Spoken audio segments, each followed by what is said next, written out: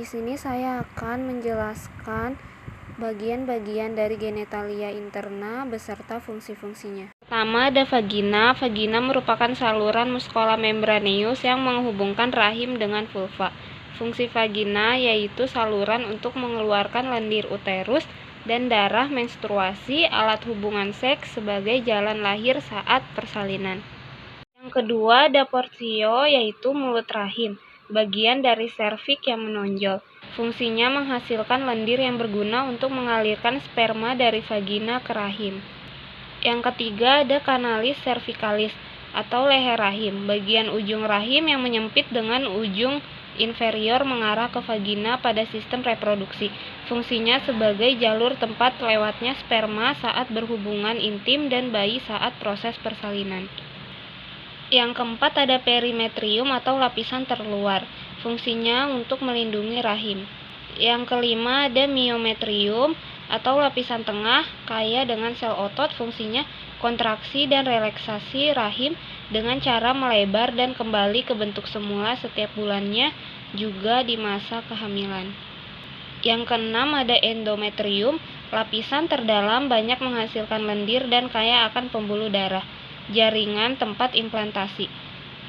Fungsinya, kelenjar yang terdapat pada endometrium terus memberikan nutrisi serta zat lain yang berguna untuk perkembangan janin. Selain itu, endometrium bersama lapisan luar dari embrio akan bergabung dan membentuk plasenta. Yang ketujuh ada rahim, organ reproduksi wanita yang berongga dan berbentuk seperti buah pir. Ini merupakan rumah bagi janin yang sedang berkembang. Fungsinya sebagai tempat pertumbuhan dan perkembangan dari hasil pembuahan untuk mengalirkan darah ke organ seksual selama berhubungan intim. Uterus juga dapat mempermudah proses persalinan dengan kontraksi otot-otot penyusunnya. Yang kedelapan ada ovarium ligamen, merupakan serat ligamen yang menghubungkan antara ovarium dengan wilayah permukaan lateral pada rahim. Fungsinya sebagai penghubung dan tempat bergantungnya ovarium ke wilayah rahim. Yang kesembilan ada fundus, bagian atas uterus yang mirip dengan kubah. Pada bagian ini tuba falopi masuk ke uterus pada masa kehamilan. Fungsinya, tinggi dari fundus uteri ini dapat membantu untuk memperkirakan usia kehamilan seseorang.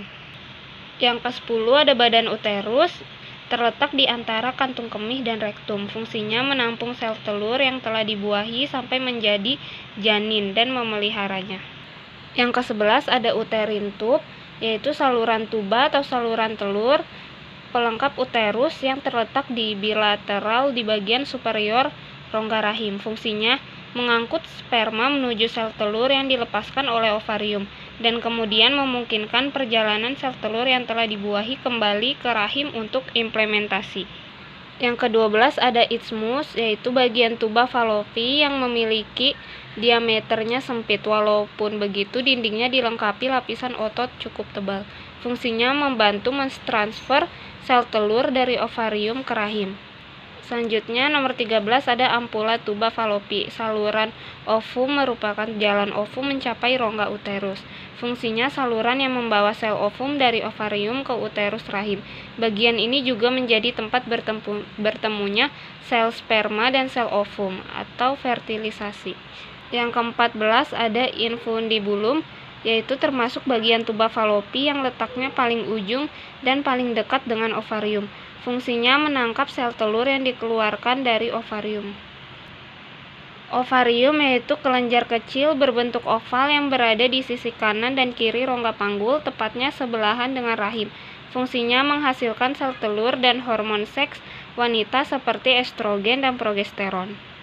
Selanjutnya yang ke-16 ada fimbriae, merupakan serabut atau silia lembut yang terdapat di bagian pangkal ovarium.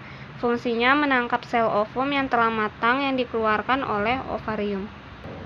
Selanjutnya yang ke-17 ada isthmus of uterus, saluran yang menghubungkan tubuh dan leher rahim. Fungsinya dapat menjadi lebih kompresibel pada kehamilan yang merupakan temuan yang dikenal sebagai tanda Hegar. Yang ke-18 ada ostium uteri internum. Ia memiliki fungsi untuk melakukan hubungan seksual vagina akan memanjang dan melebar untuk menerima penetrasi. Selain itu, vagina juga akan membuka jalan untuk sperma. Selanjutnya ada ostium uteri externum yang terakhir nomor 19, fungsinya untuk memproduksi sel telur untuk pembuahan.